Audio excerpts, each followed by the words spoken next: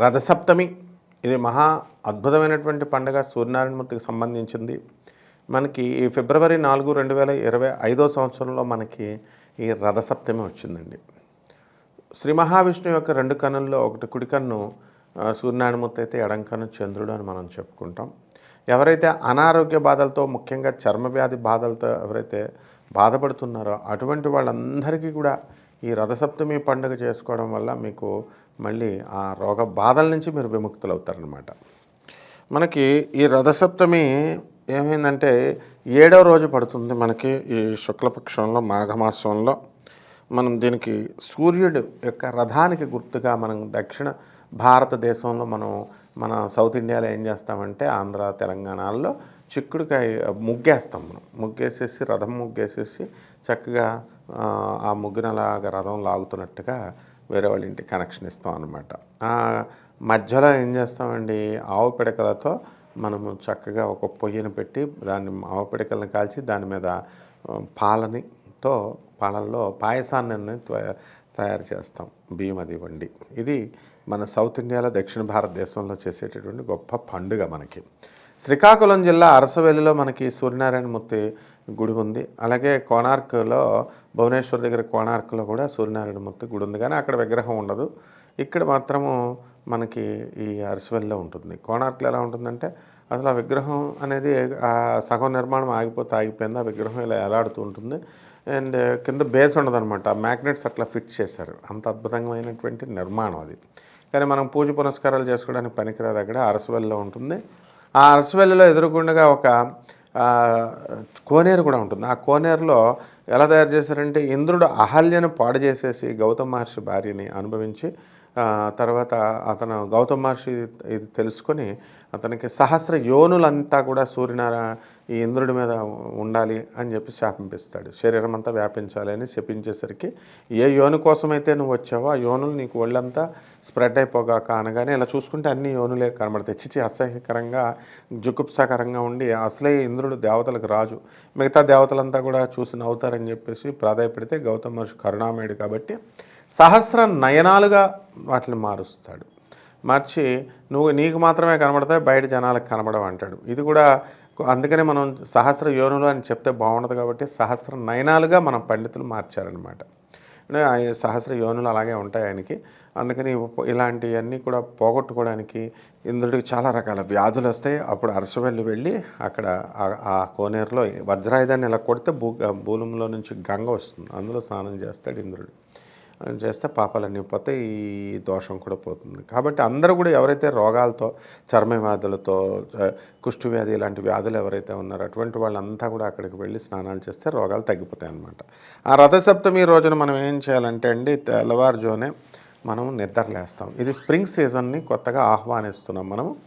And ఈ రథసప్తమికి మనం ప్రొద్దున్నే నిద్ర లేవాలా, సూర్యనారాయణమూర్తికి ముందే లేచి చక్కగా మనము ఏం చేయాలా, మనము తలంటి స్నానం చేసి, సూర్య నమస్కారాలు చేసి, అర్ఘ్యాలు, తర్పణాలు సూర్యనారాయణమూర్తికి మనం ఇచ్చుకోవాలి. ఆరోగ్యం భాస్కరాదిచ్చేత్ అన్నారు. ఆరోగ్యం భాస్కరుడి చేతిలో ఉంటుంది. భాస్కరుడు అంటే సూర్యనారాయణమూర్తి కాబట్టి ఆయనకి ఈ విధంగా మనం పూజ చేస్తున్నప్పుడు చక్కగా ఆయనకి రోగాలన్నీ కూడా తొలగిపోతాయి, మనకి ఐశ్వర్యాన్ని కూడా ప్రసాదిస్తాడు.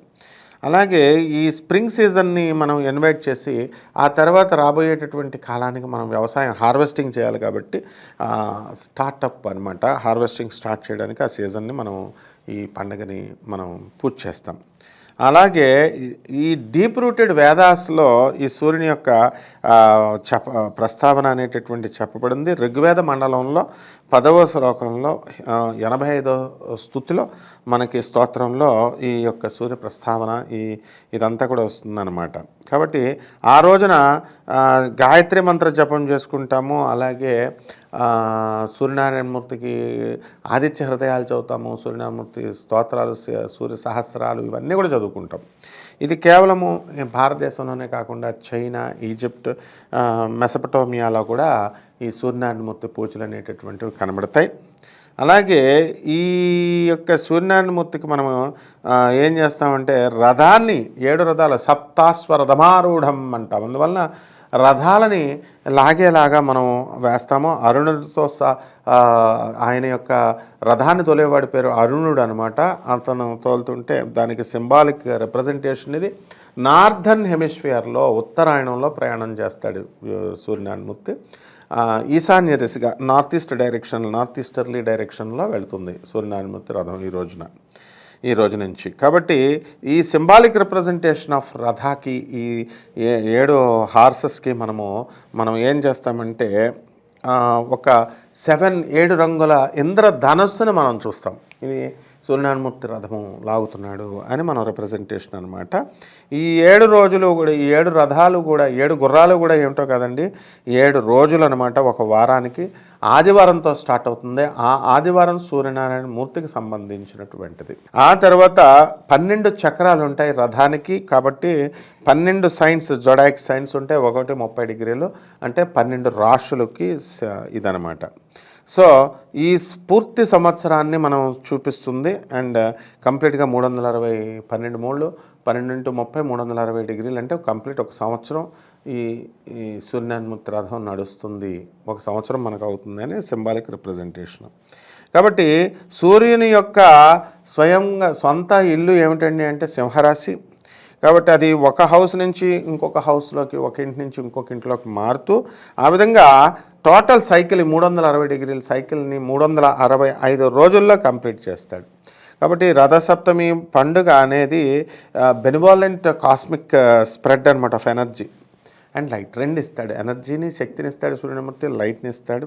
ఇప్పుడు సన్ గాడ్ నుంచి వస్తుంది. కాబట్టి ఇక్కడి నుంచి రథసప్తమి ఏం చేస్తుందంటే గ్రాడ్యువల్ ఇంక్రీజ్ ఇన్ టెంపరేచర్ పెంచుతుంది. ఇప్పుడు దాకా మనం చలికాలంలో ఉన్నాం, వింటర్ సీజన్ వెళ్ళిపోయి ఇప్పుడు స్ప్రింగ్ సీజన్లోకి వస్తుంది. కాబట్టి సౌత్ ఇండియాలో మనకి బాగా వేడి పెంచుతుంది. And awaits the arrival of spring season మనకు వస్తుంది. అందువలన ఇదంతా కూడా ఈ పండగను ఏమంటామంటే గుడిపడ్వా లేదా ఉగాది అంటాం. రానున్న కాలంలో వచ్చేటటువంటిది హిందూ దీని ప్రకారం చైత్రమాసం మనకి వచ్చేస్తుంది క్యాలెండర్ ప్రకారం. కాబట్టి మనకి ఈ రథసప్తమి సూర్యనారాయణమూర్తి ఎవరండి అసలు? కశ్యప ప్రజాపతికి అదితి అనేటటువంటి ఋషులకు పుట్టిన తర్వాత అందువల్లనే ఈ రోజున పుట్టాడు. కాబట్టి దీన్ని సూర్య జయంతి అని మనం అంటాం అన్నమాట. కాబట్టి ఈ రోజున మనం కామభోజ ఎంపైర్లో, రాజ్యంలో ఒక రాజు ఉన్నాడండి, యశోవర్మ అనేటటువంటి రాజు. చాలా నోబెల్ కింగ్, అతను చాలా మంచివాడు. అతనికి ఆయన ఈ రాజ్యాన్ని పరిపాలించాలి. అయితే ఆయనకి ఏమైందంటే ఆ స్పెషల్ రోజున మనం ఆయన పూజలు చేయడం వల్ల ఆయనకు ఒక కొడుకు పుట్టాడండి. కొడుకు పుట్టిన తర్వాత ఈ కింగ్ ఏం చేశాడు, దీంతో అయిపోలేదు. ఆ కొడుకు చాలా టెర్మినల్లీ ఇల్ అయిపోయాడు. చాలా అతనికి అనారోగ్య పాలైపోతే అప్పుడు ఒక ఋషి వచ్చి రాజుకి ఏం చెప్తాడంటే, రథసప్తమి పూజ చేసుకోవయ్యా, ఈ పూజ చేసుకుంటే నువ్వు with the reference to rid of his past sins, పూర్వజన్మ కృతం పాపం రోగరూపేణ పీడిత. పూర్వజన్మలో మనం చేసుకున్నటువంటి పాపాలే ఈ జన్మలో రోగాల రూపంలో వస్తుంది. కాబట్టి గత జన్మల పాపాలు పోతేనే కానీ మనకు ఆరోగ్యం రాదు. కాబట్టి సూర్యనారాయణమూర్తి పూజలు చేసుకో, పాత జన్మల రోగాలు పోతాయి మీ అబ్బాయికి అని చేయిస్తాడు. ఆ విధంగా కింగ్ సన్ ఏం చేశాడంటే ఇది చేయడం వల్ల అతనికి ఆరోగ్యం మంచిగా అయిపోయి అతని కింగ్డమ్ని మంచిగా పరిపాలిస్తాడు. కాబట్టి ఈ విధంగా రథసప్తమి రోజున మనకు చెప్పాం కదండి వరల్డ్ హెరిటేజ్ సైట్లో. అండ్ ఇది కంప్లీట్గా కోణార్క్ సన్ టెంపుల్ ఉంది కోణార్క్ ఒరిస్సాలో. అలాగే మనకి బిరాంచి నారాయణ టెంపుల్ కూడా ఉంది బుగుడాలో, గంజాం డిస్ట్రిక్ట్లో. ఈ యొక్క సూర్యనారాయణమూర్తి దేవాలయాలు ఉన్నాయన్నమాట. ఇప్పటికి విష్ణుమూర్తే మనకి సూర్యనారాయణమూర్తిగా మనం పూజ చేసి ఈ రథసప్తమిని మనము ప్యూరిఫికేషన్ ఆఫ్ బాత్, సముద్రంలో కానీ నదుల్లో కానీ ఆ రోజు మనం పూజ చేసుకొని మనం ముందుకు వెళ్తామన్నమాట. కాబట్టి సూర్యనారాయణమూర్తికి ఎంతసేపు కూడా అర్ఘ్యాలు వదలాలి. అర్ఘ్యాలు నమస్కారాలు చేసుకోవడంతో మీరంతా కూడా ఇంట్లో కూడా ఇలా చేసుకోండి. బ్రహ్మాండంగా మీకు అనారోగ్యం పాలైనటువంటి వాళ్ళు ఈ రథసప్తమి ఖచ్చితంగా చేసుకొని పాయసాన్ని నివేదనంగా పెట్టుకోండి. పూజ తెల్లవారుజామున లేచి బ్రహ్మాండంగా మీ ఆరోగ్యం ఉంటుంది. శుభమస్తు.